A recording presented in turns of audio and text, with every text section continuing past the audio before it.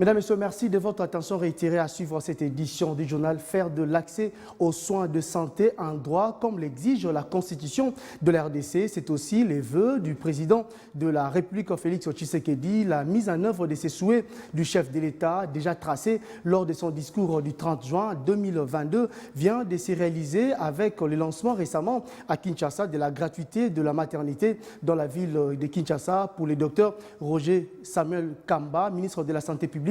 La gratuité de la maternité entend résoudre deux problèmes, celui de la mortalité de la mère lors de l'accouchement ainsi que celui de la mortalité du nouveau-né à la naissance. La couverture santé universelle n'est pas un choix que le gouvernement congolais a fait, mais plutôt une obligation, car la santé est un droit et non un privilège. Précision du ministre Roger Samuel Kamba. Sur 100 000 mamans qui accouchent en RDC, 480 décèdent. Donc c'est un gros problème de santé publique. Et pour les nouveau-nés, tous les 35 nouveau-nés qui arrivent, il y en a un qui décède. À chaque fois qu'il y a 35 nouveau-nés, il y en a un qui décède. Donc c'est un gros problème de santé publique. Et donc comme ça impacte complètement l'espérance de vie, eh bien, le président de la République a dit on commence par la chose qui impacte le plus notre espérance de vie et qui impacte le plus notre développement, c'est vraiment la catégorie mère-enfant. C'est d'ailleurs pas seulement le président de la République, c'est même les recommandations de l'OMS et de toutes les grandes organisations internationales qui disent il faut vous occuper des problèmes de la mère et de l'enfant. Maintenant, est-ce que cela va entraîner plus de bébés?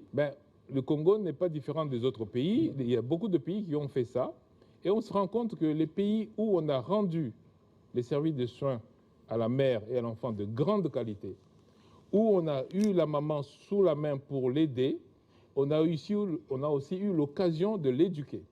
Notre Constitution a consacré le droit à la santé. La loi congolaise a consacré le droit à la santé. Et bien sûr, le président de la République, dans son programme de gouvernement, il a consacré le droit à la santé.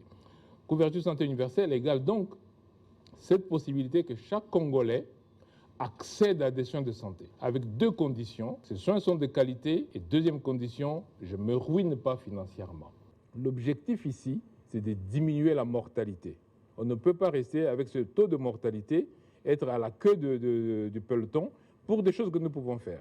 C'est un problème qu'il faut prendre à bras-le-corps et le chef de l'État a pris ça à bras-le-corps. Donc, la couverture santé universelle, ce n'est pas un choix que nous avons fait. C'est une obligation. On ne peut pas se développer sans la couverture santé universelle.